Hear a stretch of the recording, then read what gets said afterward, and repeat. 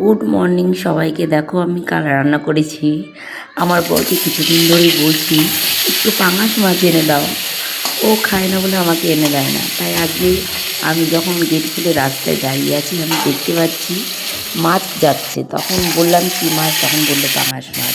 তাই আমি বললাম আমি একটুখানি মাছ নিয়েছি 350 মতো, একটু কমেই ছিল। তো নিয়ে দেখলাম ভালোই খাওয়া হবে আজকে, বেশ আমি তো ভালোই খাই।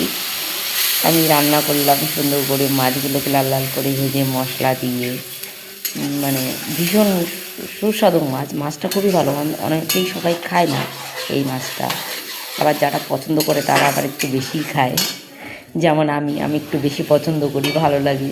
খুব সুন্দর এই মাছ, একদম যদি ভাজা খাওয়া যায় না, ভাজা মাছ আর গরম ভাত, তাহলে তার কিছু কথাই নেই।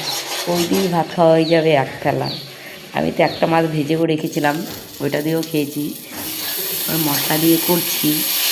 তোমরা কে কে খেতে ভালোবাসো পাঙাশ মাছ অবশ্যই কমেন্টে জানাবে। আমি তো ভীষণ ভালোবাসি, বলার মতো না। অনেক দিন পরে, প্রায় 1 বছর পরে খাচ্ছি আজ পাঙাশ মাছ।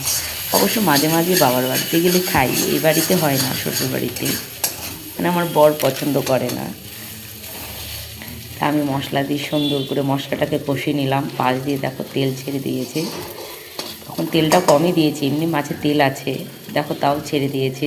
ঝোলের উপর দেখবে তাও তেলটা, ঘাসের যতই কম দাও, পাঙাশ মাছটা এত পরিমাণে তেল থাকে। এবার মাছগুলোকে দিয়ে সুন্দর করে কষিয়ে নেব। একটুখানি নাড়াচাড়া করে জল গরম করে রাখা আছে, সেই জলটাকে আমি দেব মাছের মধ্যে। দেওয়ার পরে গরম গরম একটু গরম মশলা, নামানোর আগে একটু গরম মশলা দেবো। অবশ্য বাটা গরম মশলাটা দিলে বেশি সেন্ট হয়, গুঁড়োটা তো অতটা সেন্ট হয় না। তবে যদি বাড়িতে ধনেপাতা থাকে অবশ্যই তোমরা দিয়ে না করবে রান্না করে এরকম করে। আমার বাড়িতে ধনেপাতা ছিল না, আমি শুধু গরম মশলার গুঁড়োটা দিয়ে রান্না করেছি। গরম গরম কী বলবো, খেতে এত ভালো হয়েছে তোমাদের বলার মতো না।